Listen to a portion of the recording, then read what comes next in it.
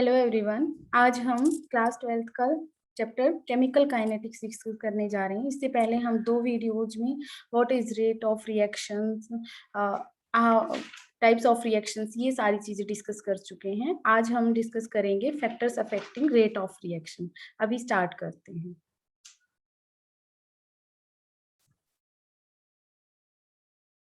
अगर मान लो हमें एक रिएक्शन दे रखी हो कुछ इस टाइप से, ए प्लस बी बी, और हमारे प्रोडक्ट बन रहे हैं सी सी प्लस डी डी, तो हमें इसके लिए रेट ऑफ रिएक्शन निकालनी है। ठीक है, तो कैसे फाइंड आउट करते हो? Rate of reaction. अगर हमें इसकी रेट ऑफ रिएक्शन निकालनी है तो जैसे हम पहले भी डिस्कस कर चुके हैं कि change in the concentration of reactants या फिर product divided by time interval, ये हमारा फॉर्मूला होता है। अब रिएक्टेंट भी कई सारे हैं हमारे पास और प्रोडक्ट भी कई सारे हैं। जैसे दो रिएक्टेंट है हमारे पास इसमें और दो प्रोडक्ट दे रखे हैं हमें। आप रेट ऑफ रिएक्शन किसी की भी फॉर्म में निकाल सकते हो बेटा, लेकिन आपको यूनिफॉर्म निकालेंगे। यानी कि कैसे निकालनी है आपको? जैसे मान लो आप change in concentration of A divided by change in concentration divided by time interval, change in time. तो आप जब ये करते हो तो ये वाली किसके इक्वल होगी? Change in the concentration of B reactant divided by dt। लेकिन रेट ऑफ रिएक्शन तो सबके लिए सेम रही है ना, तो इसके लिए क्या करना पड़ता है आपको उसके कॉरेस्पॉन्डिंग जो भी उसका कोफिशिएंट होता है उसको उसके कॉरेस्पॉन्डिंग कोफिशिएंट से डिवाइड करवाना पड़ता है। जैसे यहाँ पे कौन सा कोफिशिएंट है?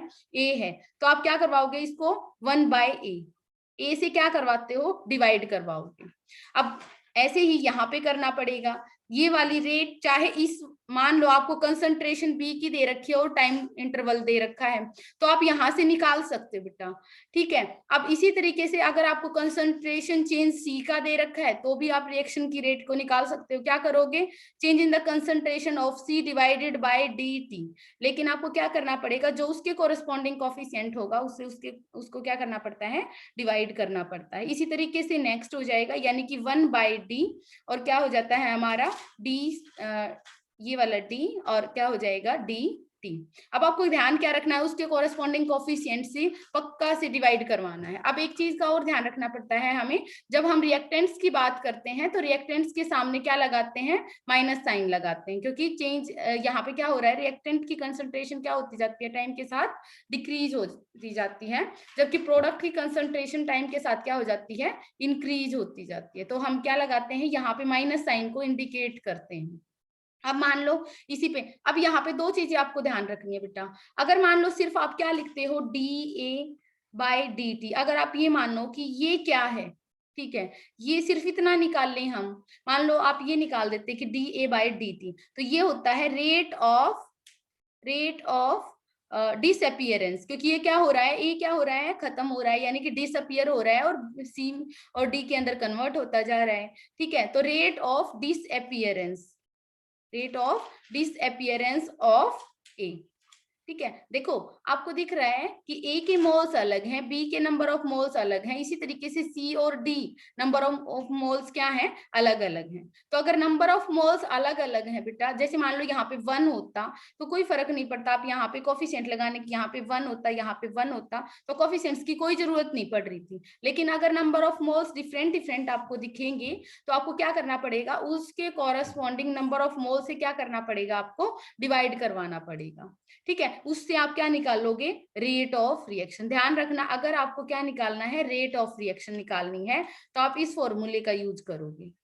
ठीक है, अब ये क्या है? अगर मान लो अब हमें रेट ऑफ रिएक्शन ना निकाल के हमें ये निकालना है कि ए किस स्पीड से, रेट का मतलब क्या निकालते हैं हम? कि किस स्पीड से रिएक्शन हो रही है। अगर हमें ये देखना पड़े, पर्टिकुलर ए के कोरेस्पॉन्डिंग ये देखना पड़े कि हमारा ये वाला रिएक्टेंट किस स्पीड से डिसअपियर हो रहा है, ठीक है, तो हमें क्या करना पड़ेगा? dA/dt निकालना है। तो आप क्या करोगे? Rate of disappearance of A, और इसी तरीके से rate of disappearance of B करना पड़े तो हम क्या करते हैं?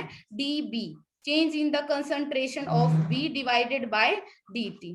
ठीक है, ये वाला ये किसको इंडिकेट करेगा? ये बताएगा हमें रेट ऑफ डिसअपियरेंस, ये बताता है हमें rate of disappearance of B.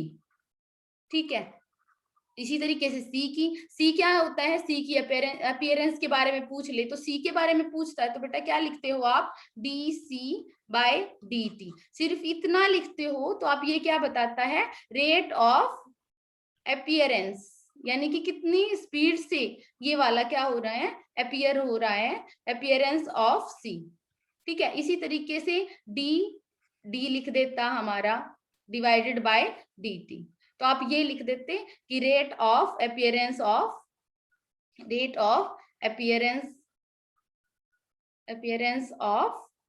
D. ठीक है, यहाँ पे 2018 में एक क्वेश्चन आया हुआ है, हम उसको सॉल्व करते हुए देखते हैं कैसे सॉल्व करना है। ठीक है, देखो इस कंसेप्ट पे यहाँ पे क्वेश्चन बनते बेटा सिंपली। ठीक है, और आपको क्वेश्चन लगाने आने चाहिए। ठीक है, देखो फिर से रिपीट कर देती हूँ। मान लो आपको रेट ऑफ रिएक्शन निकालनी है, तो रेट ऑफ रिएक्शन अगर कंसंट्रेशन ए की दे रखी है तो आप क्या करोगे, सिंपली ये फॉर्मूला लगा दोगे और 1/a से जरूर डिवाइड करोगे। ठीक है, और अगर आपको रेट ऑफ फॉर्मेशन ऑफ ए निकालना है तो आपको सिंपली, आपको यहाँ से ये मल्टीपल नहीं आता ना, यहाँ पे इसके साथ क्या नहीं है, कॉफिशिएंट होता है जब रेट ऑफ रिएक्शन निकालते हैं, ओवरऑल रिएक्शन की बात करते हैं। ये सिंपली क्या बताता है, इतना जो फॉर्मूला है हमारा, ये वाला फॉर्मूला, ये बताता है रेट ऑफ फॉर्मेशन ऑफ ए को बताता है। ठीक है, जब हम इसके रिलेटेड क्वेश्चन करेंगे तो आपको सारी चीजें क्लियर हो जाएंगी। ठीक है, तो सीबीएसई 2018 में एक क्वेश्चन आया हुआ है, हम उसको डिस्कस करते हैं ताकि थोड़ा सा क्लियर हो जाए क्या पूछना चाहता है। ठीक है, ये है क्वेश्चन है, फॉर द रिएक्शन दे रखी है आपको 2N2O5 G gives you 4NO2 plus O2, दोनों गैसियस फॉर्म में है। ठीक है, नेक्स्ट डिस्कस करते हैं हम। पूछा गया है क्वेश्चन के अंदर रेट ऑफ फॉर्मेशन, देखो दे रखा है यहाँ पे ये वाला, तो rate of formation of NO2, यानी कि NO2 की फॉर्मेशन दे रखी है, G इज कितनी दे रखी है, 2.8 इंटू 10 की पावर -3 मोलर पर सेकेंड। ठीक है, कैलकुलेट, आपको कैलकुलेट करना है, देखो यहाँ पे लिख दिया इन्होंने, calculate the rate of disappearance of N2O5, ये आपको कैलकुलेट करना है। ठीक है, अब ध्यान से देखना है, ये वाला क्वेश्चन है बेटा सीबीएसई 2018 का। ठीक है, आपको ध्यान से देखना है क्वेश्चन में क्या दे रखा है और आपसे पूछ क्या रहा है। ठीक है, सॉल्यूशन करते हैं हम इसका। देखो, for the reaction 2N2O5 gives, यानी कि वो क्या दे रहा है, ये हमें पर्टिकुलर रिएक्शन हमें बताता है कि हमारी ये वाली रिएक्शन है। ठीक है, चलो हमने लिख ली रिएक्शन। अब लिखता है कि rate of formation of NO2, nitrogen dioxide की फॉर्मेशन कितनी हो रही है, इज 2.8 इंटू 10 की पावर -3 मोलर पर सेकेंड।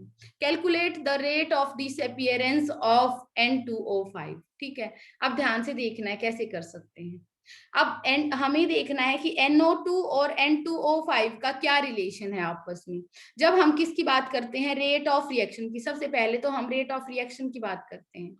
ठीक है, तो रेट ऑफ रिएक्शन कैसे निकालोगे बेटा, जब भी हम किसकी बात करते हैं, रेट ऑफ रिएक्शन की, तो क्या करते हैं 1/2, जैसे कंसंट्रेशन ऑफ, अब यहाँ पे कितना हो जाएगी, किसकी कंसंट्रेशन, N2O5 की। ठीक है, change in the concentration of N2O5 divided by dt, आप ऐसे लिख सकते हो। ठीक है, नेक्स्ट आता है हमारा, इसको हम किसके इक्वल लिख सकते हैं, यहाँ पे डी लगा देते हैं। ठीक है, ये किसके इक्वल हो जाएगा, ये वाला, यानी कि यहाँ पे माइनस लगा दो। ठीक है, अब ये किसके इक्वल होगा, 1/4, जो हमें आता है, हमने एज इट इज लिखा, DNO2 डिवाइडेड बाय dt। और अब ये किसके इक्वल हो जाएगा बेटा, ये वाला, इसके साथ में कोफिशिएंट कितना है, 1 है, क्योंकि इसका तो 1 है, तो 1/1 लिख लो चाहिए। ठीक है, ये क्या हो जाएगा, DO2 डिवाइडेड बाय dt। देखो हमने क्या किया, सिंपली रेट ऑफ रिएक्शन लिख के हमने सिर्फ ये फाइंड आउट करने की कोशिश की कि इनका आपस में क्या रिलेशन है। सबसे पहले तो जब भी इस तरह की रेट ऑफ डिसअपियरेंस या अपीयरेंस वाला क्वेश्चन आपको दिखाई देना, पहले ये वाला रिलेशन लिख लो। देखो पिछले वाले क्वेश्चन में मैंने, पिछले वाला जब मैं आपको एक्सप्लेन कर रही थी तब मैं आपको क्या समझा रही थी यहाँ पे कि बेटा जो भी दे रखा है उसका चेंजमेंट को उसके टाइम से डिवाइड कर दो, डिवाइडेड यहाँ पे इससे मल्टीप्लाई करना है, यानी कि 1/, जो भी उसका पर्टिकुलर कोफिशिएंट है यानी कि उससे डिवाइड करना होता है। जैसे इसका कोफिशिएंट कितना है 2 है तो 1/2, 2 से हमने डिवाइड करवा दिया। यहाँ पे कोफिशिएंट कितना है 4 है तो 4 से डिवाइड करवा देना। यहाँ पे कितना है मेंशन नहीं कर रखा तो 1 है तो 1 से हमने क्या करवा दिया, डिवाइड करवा दिया। अब यहाँ पे मैंने क्या लगा दिया है, माइनस का साइन लगा दिया। अब क्वेश्चन पे पढ़ो, अब हमें क्या दे रखा है। अब ये कहता है कि rate of formation of NO2, देखो हमें रेट ऑफ रिएक्शन नहीं दे रहा है, बिल्कुल भी कहीं पे भी आपको लिखा नहीं दिख रहा कि यहाँ पे हमें कहीं पे भी रेट ऑफ रिएक्शन दे रखी हो। ठीक है, ये एरो का साइन नहीं लगाना चाहते तो इक्वल का लगा लो, एक ही बात है। ठीक है, तो हमें कहीं पे भी रेट ऑफ रिएक्शन नहीं दे रखी है, हमें दे रखी है rate of formation of NO2। ठीक है, यानी कि NO2 ये वाली दे रखी है। अब इसको हाईलाइट कर लो, जो भी हमें दे रखा है ये वाला दे रखा है बेटा NO2। इसका मतलब ये नहीं है कि ये सारा दे रखा है। अगर ये वाली वैल्यू, देखो कई बच्चे क्या मिस्टेक करते बेटा, N2 इसका मतलब rate of formation of NO2, rate of formation of NO2 का मतलब क्या हो गया बेटा, simply DNO2 divided by DT। सिर्फ ये वाली वैल्यू, ना कि ये पूरी वाली वैल्यू। वो बच्चे क्या करते हैं, इस वाली वैल्यू को पूरा मान लेते हैं। ये नहीं दे रखी बेटा, ये दे रखी है। अगर आप ये पूरा लिखते हो यानी कि जो भी ये वैल्यू दे रखी है, ये सिर्फ इस वाले की वैल्यू दे रखी है 1/4 से, तो जब डिवाइड करते हो तो वो क्या है, रेट ऑफ रिएक्शन हो जाती है। ठीक है, और बच्चे इस वाली वैल्यू को लिख देते हैं इसके इक्वल। ठीक है, जबकि इक्वल कौन सा है, rate of formation of NO2। तो rate of formation of DNO2 by DT कितना हो गया हमारा, 2.8 इंटू 10⁻³ मोलर। देखो मोलर लिख लो या फिर मोल पर लीटर पर सेकेंड। मोल M, कैपिटल M किसके लिए लिखते हैं हम, मोल पर लीटर के लिए, एक ही बात है, मोल पर लीटर के लिए। तो मोल पर लीटर पर सेकेंड ऐसे लिख लो बेटा। ठीक है, तो मोलर लिख लो ऐसे, मोल पर लीटर पर सेकेंड। ठीक है, तो हमें ये वाली वैल्यू दे रखी है, सिर्फ इतने वाली। ठीक है, क्वेश्चन के अंदर अब आपसे पूछ क्या रहा है, ये पूछ रहा है कि rate of disappearance of N2O5। अब रेट ऑफ रिएक्शन यहाँ पे भी नहीं पूछ रहा, N2O5 की डिसअपियरेंस के बारे में पूछ रहा है। ठीक है, तो रेट ऑफ डिसअपियरेंस का मतलब क्या हो गया, DN2O5 डिवाइडेड बाय DT। सिर्फ ये वाली चीज पूछ रहा है वो आपसे, सिर्फ ये वाली। ठीक है, आप इस चीज को फाइंड आउट करना है आपको। तो अब देख लो, ये दोनों देखो हमें ये वाली वैल्यू दे रखी बेटा, इस क्वेश्चन से हम इस रिलेशन से ये चीज फाइंड आउट कर सकते हैं ना। देखो हमें इन दोनों के बीच में, हमें बाकी इक्वेशन से कोई मतलब नहीं है। देखो ये वाला पार्ट इस पार्ट के इक्वल है। ठीक है, और 1/2 N2O5 इस वाले को हम अलग से उठा के लिख लेते हैं, हमारी क्वेश्चन सोल्व हो जाएगा। देखो मैं अब इरेज कर देती हूँ। ठीक है, हम ये वाली चीज फाइंड आउट कर पाएंगे फिर। देखो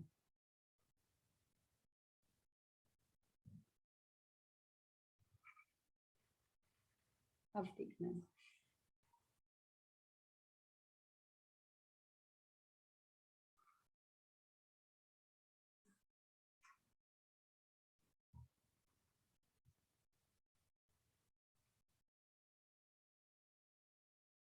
ओके अब करते बेटा ये वाला। तो सिंपली हमने इसमें से रेट ऑफ रिएक्शन, दो पार्ट इक्वल हैं तो हमने सिंपली उठा लिया उनको, यानी कि 1/2 DN2O5 जो हमारे क्वेश्चन के अंदर था divided by DT is equal to 1/4 DNO2। Simply हमने, सॉरी लिखते हैं हम, NO2 डिवाइडेड बाय DT। हमें इतने से मतलब है।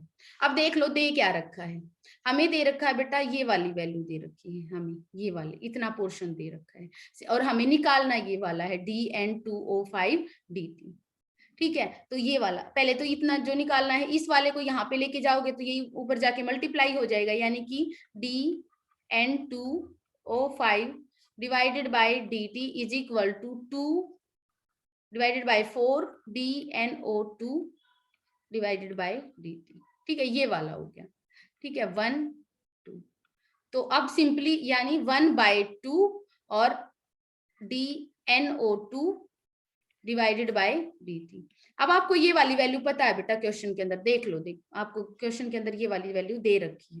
तो आप क्या करोगे, 1/2 इंटू 2.8 इंटू 10 की पावर -3।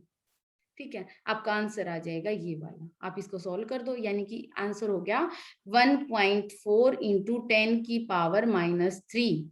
यूनिट्स वही रहेंगी, मोल पर लीटर, मोल पर लीटर पर सेकंड, क्योंकि रेट के लिए क्या रहेंगी, रेट ऑफ चाहे रिएक्शन की बात करें, यहाँ पे डिसअपियरेंस और रेफरेंस की बात कर रहे हैं सिंपली। ठीक है, किया क्या है, हमने सिर्फ ये वाली वैल्यू लिख ली है। तो जब भी आप करोगे ना, तो इन चीजों का बहुत ध्यान रखना है कि इन कोफिशिएंट्स से क्या मतलब है और कैसे आप इन चीजों को रिप्रेजेंट करवाओगे। ठीक है, हो सकता है बेटा वो अभी इसी क्वेश्चन में, ठीक है, अभी मान लो मैं इस क्वेश्चन को थोड़ा सा और एक्सपेंड कर लेती हूँ। चलो मैं इस क्वेश्चन में ये बोल देती हूँ, बताइए बेटा रेट ऑफ मतलब फॉर्मेशन ऑफ O2 बताओ। ठीक है, rate of formation of O2 बताओ। तो आप इस चीज को इस वाले के इक्वल कर लेना। ठीक है, अब आपको ये वाला पोर्शन और ये वाला पोर्शन इक्वल कर लेना सिंपली। ठीक है, और इस वाले 2 को जब इस साइड लेके जाओगे तो वो मल्टीप्लाई हो जाएगा, यानी कि जो भी जो भी N2O5 की वैल्यू है उसको 2 से डिवाइड करना है सिंपली। ये वाला भी सिंपल ऐसे रहेगा। ठीक है, तो आपका क्या आ जाएगा, DO2/dt आ जाएगा। ठीक है, करके देखते हैं, देखो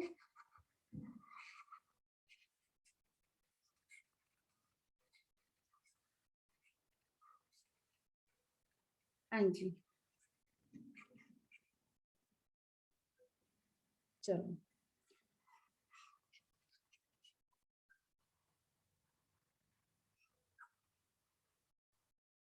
ओके, इस चीज को थोड़ा एक्सपेंड करते हैं बेटा और हम आगे दोबारा से बात करते हैं। देखो अगर हमें इसी क्वेश्चन के अंदर मैं ये बोलना चाहती हूँ, मान लो हमें दोबारा से इस रिएक्शन को यहाँ पे लिख के बता देती हूँ, यानी कि 2N2O5 हमें क्या दे रहा था, 4NO2 और O2 की फॉर्मेशन हो रही थी, ये वाली चीज दे रहा था हमें। ठीक है, और हमने ये वाला रिलेशन निकाला था 1/2 DNO2। इसको थोड़ा सा और लिख देते हैं, यानी कि ये क्या हो जाएगा 1/1 DO2 डिवाइडेड बाय dt।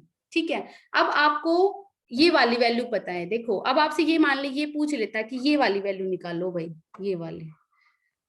ठीक है, rate of formation of O2 निकालो, तो आपको क्या निकालना है, DO2 डिवाइडेड बाय dt आपको फाइंड आउट करना है। मैं क्वेश्चन के अंदर ये बात बोल रही हूँ।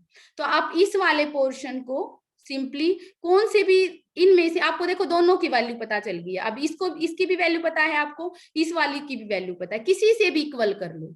ठीक है, जैसे हमने अभी सिंपली ये वाला फाइंड आउट किया है, हमने ये वाली वैल्यू को फाइंड आउट किया है, यानी कि DNO2O5। तो आप इसको उठा लो और इस वाले को उठा लो, इस पोर्शन को इक्वल करके देख लो। यानी कि मैं कर देती हूँ 1/2 DN2O5 divided by dt is equal to DO2 divided by dt, और हमें यही वाली चीज निकालनी है। सिंपली जो इसकी वैल्यू है उसको 1/2 से डिवाइड करवा दो।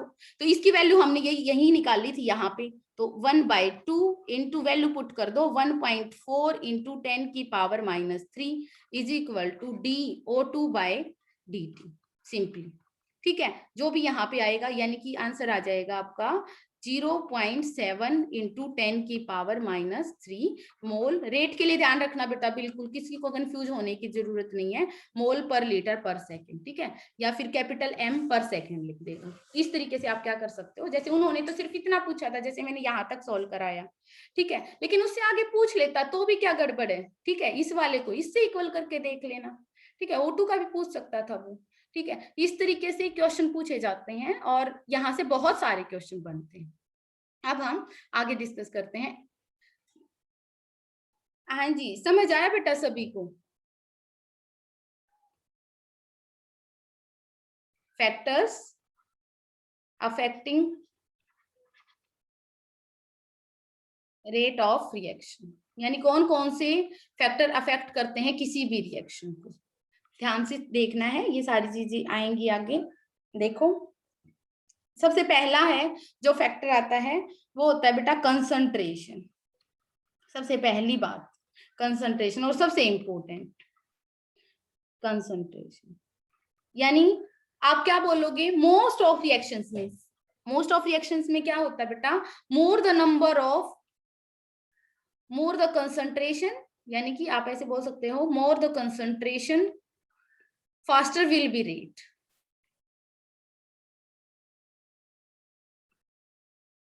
जितनी ज्यादा कंसंट्रेशन होती है उतनी ज्यादा रेट ऑफ रिएक्शन क्या होती है, फास्ट होती है। जैसे जैसे कंसंट्रेशन कम होती जाती है रिएक्शन की रेट घटती चली जाती है। अब इस बात का क्या मतलब है, जैसे आपने 11th क्लास में पढ़ा भी होगा कोलिजन थ्योरी। आप क्या पढ़ते हो बेटा, जब मान लो यहाँ पे बहुत सारे पार्टिकल है, जब रिएक्टेंट बहुत सारे थे, ठीक है, यहाँ पे मान लो बहुत, जितनी ज्यादा रिएक्टेंट होंगे उतना ज्यादा उनका आपस में क्या हो जाता है, कोलिजन होगा। और जितना ज्यादा कोलिजन थ्योरी पढ़ते हैं हम, तो कोलिजन थ्योरी क्या बोलती है कि जितने ज्यादा पार्टिकल्स आपस में कोलाइड करेंगे उतनी ज्यादा रिएक्शन फास्ट हो जाएगी। मान लो मैं किसकी बात करती हूँ, NO+O2 की बात करती हूँ, और इससे क्या बन रहा है, NO2 की फॉर्मेशन हो रही है। तो जब जितनी ज्यादा ये वाला पार्टिकल इस वाले पार्टिकल से जितनी जल्दी से टकराएगा, तब तीसरे पार्टिकल की यानी कि किसी नई सब्सटेंस की फॉर्मेशन होगी। तो जितनी ज्यादा स्पीड होती है, यानी कि जितनी ज्यादा कंसंट्रेशन होगी, उतने ही चांसेस ज्यादा होते हैं कोलिजन के। और जितना ज्यादा कोलिजन होता है बेटा, उतना ही ज्यादा क्या होती है, आपकी रेट ऑफ रिएक्शन होती है। तो इसीलिए क्या बोलते हैं हम, कंसंट्रेशन ज्यादा होगी तो रिएक्शन रेट फास्ट होगी। जैसे जैसे टाइम जाता जाता है, ठीक है, तो मान लो मैं ये NO और O2 के लिए ग्रीन वाले से रिप्रेजेंट कर रही हूँ, ठीक है। जैसे जैसे टाइम जाता जाएगा, एक NO और एक O2 टकराया और किसमें कन्वर्ट हो गया, रेड के अंदर कन्वर्ट हो गया। एक NO और एक O2 टकराया और इसको मैं रेड सिंबल से मान लो रिप्रेजेंट करवा रही हूँ, ये ग्रीन वाले से। तो आप क्या देखोगे कि यहाँ पे जो ये रेड वाले बढ़ने लग जाएंगे, यानी कि प्रोडक्ट बढ़ने लग जाएगा। तो अब O2 NO और O2 की कंसंट्रेशन कम हो जाएगी इस कंटेनर के अंदर, क्योंकि वो तो टकरा के किसके अंदर कन्वर्ट हो गए हैं, रेड वाले यानी NO2 के अंदर। मैं सिर्फ रिप्रेजेंटेशन के लिए आपको रेड और ग्रीन से रिप्रेजेंट करवा रही हूँ बेटा, कि मान लो मैं इनको ग्रीन से रिप्रेजेंट करवा देती हूँ, ये वाला पार्टिकल और ये वाला पार्टिकल। जब ये दोनों टकराए आपस में तो क्या हो जाएगा, NO2 की फॉर्मेशन। तो ये दो टकराए और एक रेड की फॉर्मेशन होगी। तो आप क्या देखोगे, जैसे जैसे टाइम जाता जाएगा वैसे वैसे ये वाली कंसंट्रेशन, अब ग्रीन सबसे ज्यादा जब थे जब रिएक्शन स्टार्ट नहीं हुई थी, और जब ये रेड की फॉर्मेशन होने लग जाएगी तो अब ये ग्रीन वाले जो रिएक्टेंट है वो घटने लग जाएंगे। और रिएक्टेंट घटने लग जाएंगे बेटा, तो उनके चांसेस कोलिजन के एक दूसरे के पास आने के घट जाएंगे। और अगर वो एक दूसरे से कोलाइड नहीं करेंगे तो रेट ऑफ रिएक्शन कम करेंगे, मतलब जब जैसे ही जो अगर वो कोलाइड कम करेंगे तो रेट ऑफ रिएक्शन भी घट जाएगी। तो कोलिजन थ्योरी से हम कंसंट्रेशन वाले इफेक्ट को एक्सप्लेन कर सकते हैं। तो जितनी ज्यादा कंसंट्रेशन होती है उतनी ही ज्यादा फास्ट रेट होती है। तो फैक्टर अफेक्ट कर रहा है, यानी कि कंसंट्रेशन। और आप इंपॉर्टेंट फैक्टर में से ये है, आगे हम जो पढ़ेंगे कंसंट्रेशन का खूब सारे एक्सप्लेनेशन पढ़ेंगे। मोस्ट ऑफ केसेस में जैसे जैसे कंसंट्रेशन बढ़ती है रिएक्शन रेट बढ़ती है, कंसंट्रेशन जहां कम होती है वहां पे रिएक्शन रेट कम होती जाएगी, ठीक है। सेकंड पॉइंट जो इफेक्ट करता है, सेकंड आता है टेम्परेचर। टेम्परेचर, अब देखो मैंने अभी आपको एक्सप्लेन करा है बेटा कि किस तरीके से नए पार्टिकल्स की फॉर्मेशन होती है। कोलिजन थ्योरी क्या बोलती है कि जब दो डिफरेंट एटम्स, दो डिफरेंट मॉलिक्यूल्स आपस में टकराएंगे तब जाके नए एलिमेंट की, नए प्रोडक्ट की फॉर्मेशन होती है, ठीक है। तो जैसे अगर टेम्परेचर को इंक्रीज करोगे, टेम्परेचर इंक्रीज करोगे तो पार्टिकल्स की स्पीड बढ़ जाती है, और पार्टिकल्स की स्पीड बढ़ जाएगी, ठीक है। पार्टिकल्स की काइनेटिक एनर्जी क्या हो जाती है, इंक्रीज। और काइनेटिक एनर्जी अगर इंक्रीज हो जाएगी तो नंबर ऑफ कोलिजन बढ़ जाते हैं। तो क्या हो जाते हैं, नंबर ऑफ कोलिजन बढ़ जाते हैं, ज्यादा टकराने के चांसेस ज्यादा हो जाते हैं स्पीड ज्यादा होने से। तो टेम्परेचर इंक्रीज करने से क्या हो जाता है, नंबर ऑफ कोलिजन बढ़ जाते हैं। और अगर नंबर ऑफ कोलिजन बढ़ जाएंगे यानी कि टकराने के चांसेस बढ़ जाएंगे तो बेटा रेट ऑफ रिएक्शन भी इंक्रीज हो जाती है, ठीक है। रेट ऑफ रिएक्शन इंक्रीजेस, आप ऐसे बोलोगे। तो जैसे जैसे टेम्परेचर इंक्रीज करोगे रेट ऑफ रिएक्शन बढ़ जाएगी। और हम इस फैक्टर को आगे भी एक्सप्लेन करेंगे। मोस्ट ऑफ केसेस में क्या देखा गया बेटा कि हर एक 10 डिग्री सेल्सियस राइज से, यानी कि 10 डिग्री सेल्सियस राइज का मतलब मान लो पहले 273 केल्विन टेम्परेचर था, ठीक है। डिग्री सेल्सियस बोल दो चाहे केल्विन बोल दो, ये पहले भी हम डिस्कस कर चुके हैं कि हर एक 10 डिग्री के, अब 273 से कितना हो जाए, 283 हो जाए, तो 10 डिग्री के राइज से रिएक्शन रेट क्या आप देखी गई, डबल हो जाती है। तो हर ये फैक्टर देखा गया, टेम्परेचर का क्या इफेक्ट देखा गया कि हर एक 10 डिग्री राइज से रिएक्शन रेट डबल हो जाती है। पहले जो उसकी रिएक्शन 273 केल्विन पे जो रेट थी, अगर 283 वाले टेम्परेचर पे देखोगे तो उसकी रिएक्शन मतलब रेट जो है वो फास्टर हो गई थी, यानी कि जो पहले वाली जो स्पीड थी उसका डबल हो जाता है। तो टेम्परेचर इंक्रीज करने से रेट क्या हो जाती है आपकी, इंक्रीज हो जाती है। तो कैसे एक्सप्लेन करोगे इस वाले फैक्टर को, मैंने बताया आप एक्सप्लेन ऐसे ही करोगे बेटा कि टेम्परेचर इंक्रीज किया, काइनेटिक एनर्जी बढ़ गई, काइनेटिक एनर्जी बढ़ गई, नंबर ऑफ कॉलिजन बढ़ गए, और नंबर ऑफ कॉलिजन बढ़ गए तो रेट ऑफ रिएक्शन भी ऑटोमेटिकली बढ़ जाएगी, ठीक है। थर्ड फैक्टर आता है हमारा कैटलिस्ट। कैटलिस्ट क्या होते हैं, रिएक्शन की रेट को बढ़ाते हैं, ये हम सभी जानते हैं, फिर से एक्सप्लेन करते हैं। यहाँ पे इसके मैकेनिज्म को पढ़ेंगे इस वाले चैप्टर में हम, कि कैटलिस्ट कैसे इंक्रीज कर देता है। होता क्या है, कैटलिस्ट क्या होते हैं, मान लो एक रिएक्शन ए प्लस बी टकरा के सी बन रही है, ठीक है, कोई रिएक्शन हो रही है, तो अगर ये रिएक्शन हो सकता है बहुत सारे दिन लगा देते हो, मान लो 10 डेज में हो रही है, लेकिन आपने क्या ऑब्जर्व किया कि यहाँ पे कोई कैटलिस्ट डाल दिया, मान लो आयरन कैटलिस्ट डाल दिया, फिर एज्यूम कर लेते कुछ भी, कोबाल्ट डाल लो, कुछ भी को निकल हो गया हमारा, कोई ऐसा कैटलिस्ट डाल दिया हमने यहाँ पे कि इसकी रिएक्शन मान लो आधे घंटे के अंदर हो जाती है। मतलब कि जो काम 10 दिन के अंदर हो रहा था, कैटलिस्ट क्या होते हैं, कैटलिस्ट वो होते हैं जो रिएक्शन की रेट को बढ़ा देते हैं, और विदाउट कंज्यूमिंग, यानी कि खुद कंज्यूम भी नहीं होते, विदाउट कंज्यूमिंग इटसेल्फ। यानी ये रिएक्शन का के अंदर ऐसा नहीं है कि ये पहले मान लो 20 ग्राम था, तो रिएक्शन के बाद भी देखोगे ना 20 ग्राम ही मिलेगा आपको, कैटलिस्ट खुद कंज्यूम नहीं होता है। तो कैटलिस्ट से क्या होती है, रेट ऑफ रिएक्शन बढ़ जाती है। कैसे बढ़ जाती है बेटा, देखो जब हम आगे डिस्कस करेंगे तो मैं आपको बताऊंगी कि हर एक रिएक्शन को, जब भी मान लो ए प्लस बी यहाँ पे थे, ए प्लस बी इनकी एनर्जी ये वाले थी, ठीक है, एज्यूम कर लेते हैं, और इसको किसके अंदर कन्वर्ट होना है, मान लो सी के अंदर कन्वर्ट होना है, तो उसको उन पार्टिकल्स को पहले ये वाला एनर्जी इस लेवल तक, ये एनर्जी बैरियर क्रॉस करना पड़ता है। कैटलिस्ट क्या करता है, देखो इस वाले एनर्जी बैरियर को क्रॉस करना मुश्किल है, कैटलिस्ट क्या कर देता है, इस वाले एनर्जी बैरियर को कम कर देता है। इतने अब पार्टिकल्स को मान लो कैटलिस्ट डाल दिया, तो ए और बी को ये वाला बैरियर क्रॉस करना है अब, ठीक है। तो अब ऑब्वियस सी बात है बेटा, देखो एक बड़ा सा पहाड़ चढ़ना मुश्किल काम है, बहुत मुश्किल। एक छोटा पहाड़ चढ़ना, आपको ये ऐसे एज्यूम कर सकते हो, आप ऐसे रिलेट कर सकते हो कि देखो एक तो आपको बहुत लंबा चल के जाना पड़े, मतलब बहुत ऊंचाई तक जाना पड़े और तब नीचे आ रही, ठीक है। एक यहाँ पे ऐसे, ये कैसे होता है ये हम आगे भी एक्सप्लेन करेंगे कि किस तरीके से कैटलिस्ट, तो कैटलिस्ट क्या करता है, रिएक्शन के पाथ को थोड़ा सा चेंज कर देता है, ठीक है, ये इस तरीके से। तो पहले ओरिजिनल रिएक्शन अगर कैटलिस्ट नहीं डालते तो इस पाथ से होनी थी, यानी कि पार्टिकल्स को ए और बी को ये वाला पाथ फॉलो करना था, इस एनर्जी बैरियर को क्रॉस करना था। लेकिन अगर आप कैटलिस्ट डाल देते हैं तो वो क्या करता है बेटा, एनर्जी बैरियर को कम कर देता है, ये एनर्जी का एनर्जी वाली जो रुकावट है, बैरियर मतलब जो रुकावट है उसको कम कर देता है, छोटी कर देता है। अब पार्टिकल्स को ये वाला पहाड़ क्रॉस करना है, ठीक है।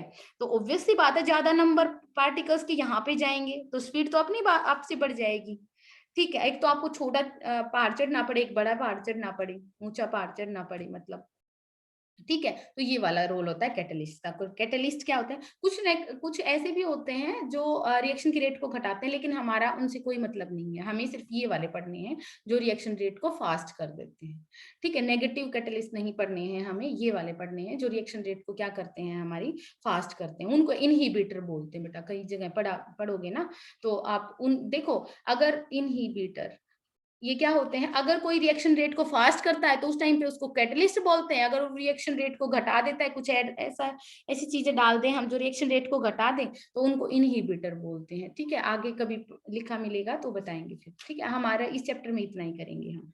फोर्थ जो फैक्टर अफेक्ट करता है बेटा वो होता है हमारा nature of reactant. Nature of reactant, यानी ये बात भी बहुत मायने रखती है कि भाई जिनके बीच में रिएक्शन हो रही है वो रिएक्टेंट चूज क्या किए हैं आपने, ठीक है, मान लो जब एक एग्जांपल आपकी बुक के हिसाब से ही बता देती हूँ मैं, NO को O2 में कन्वर्ट करवाना है तो क्या बनता है हमारा, NO2 बनता है। CO को O2 में कन्वर्ट, CO को ऑक्सीजन के साथ रिएक्ट करवाओगे तो क्या बनेगा आपका, CO2 बनेगा। तो NO को ऑक्सीजन के साथ रिएक्शन करवाते हैं, नाइट्रिक ऑक्साइड को O2 के साथ रिएक्ट करवाते हैं तो NO2 बनता है। ये रिएक्शन फास्ट होती है बेटा और ये रिएक्शन स्लो होती है। ठीक है, कौन से फैक्टर डिपेंड करते हैं, अब ये तो नीचे देखो ऑक्सीजन तो ये वाला तो है ही, ठीक है, अब ये वाले पे भी डिपेंड करता है। जैसे मैं जनरल रिलेट करती हूँ, अब टीचर तो मैं ही हूँ, ठीक है, आप भी बच्चे अलग अलग, आप बच्चे अलग अलग हो, ठीक है, तो मैं जितना पढ़ा रही हूँ जरूरी थोड़ी ना है कि सबको एक जैसा गेन होगा। यानी मान लो ये वाला तो सेम है, मान लो टीचर सेम है, और बच्चे का नेचर पे भी तो डिपेंड करता है ना कि ये वाला, मान लो मैं अपने पूरे एफर्ट लगा रही हूँ लेकिन ये वाला कम, ये जल्दी गेन कर रहा है तो फास्ट है ये, कुछ हो सकता है कुछ बच्चे कम गेन करें तो वो स्लो होगा। तो किसके ऊपर भी डिपेंड करता है, नेचर ऑफ रिएक्टेंट के ऊपर भी डिपेंड करेगा बेटा रिएक्शन जो हो रही है। सिर्फ तो ध्यान रखना है, क्यों, क्योंकि यहाँ पे इसका जो मेंटल सेटअप है, यानी कि इसका जो मतलब यहाँ पे बॉन्ड की जो बॉन्डिंग है और इसकी जो बॉन्डिंग है वो अलग अलग है, यहाँ पे जो बॉन्ड बनेंगे वो अलग अलग बनेंगे। ठीक है, तो इसीलिए क्या होता है, रिएक्शन रेट अलग अलग फैक्टर से अफेक्ट होती है। तो यहाँ पे नेचर ऑफ रिएक्टेंट की बात करते हैं हम, तो जैसे जैसे नेचर के ऊपर भी डिपेंड करता है। नेक्स्ट फैक्टर जो आता है बेटा वो है हमारा सरफेस एरिया। सरफेस एरिया, जितना ज्यादा सरफेस एरिया होगा, सरफेस एरिया देखो, जितना ज्यादा सरफेस एरिया होगा उतनी ज्यादा रिएक्शन रेट फास्ट होती है। ठीक है, more surface area more faster reaction. ऐसा क्यों, देखो देखो अब आप को समझ नहीं आता है कई बच्चों को, जैसे मान लो एक चौक ले लो, ठीक है, एक उसका पाउडर बना लो, चौक का जो पाउडर बनाओगे बेटा वो ज्यादा सरफेस एरिया कवर करेगा, जबकि एज कंपेयर टू इसका, जब आप पार्टिकल को साइज छोटा कर देते हो, जैसे चौक को पाउडर फॉर्म में लेते हो तो उसके पार्टिकल्स का साइज कैसे कर दिया आपने, छोटा कर दिया, तो पार्टिकल्स का साइज घटा देते हैं हम, तो क्या हो जाता है, सरफेस एरिया बढ़ जाता है। ठीक है, तो ज्यादा सरफेस एरिया होगा तो रिएक्शन भी क्या हो जाती है, पार्टिकल्स जो अटैच करने की जो कैपेबिलिटी है वो बढ़ जाएगी। तो सरफेस एरिया बढ़ जाने से क्या हो जाता है, रिएक्शन रेट फास्ट हो जाती है। आज हम इतने ही फैक्टर्स पढ़ेंगे, ठीक है, एक बार फिर से रिवाइज करेंगे हम नेक्स्ट क्लास में, तब आगे मूव ऑन करेंगे हम। ओके बेटा।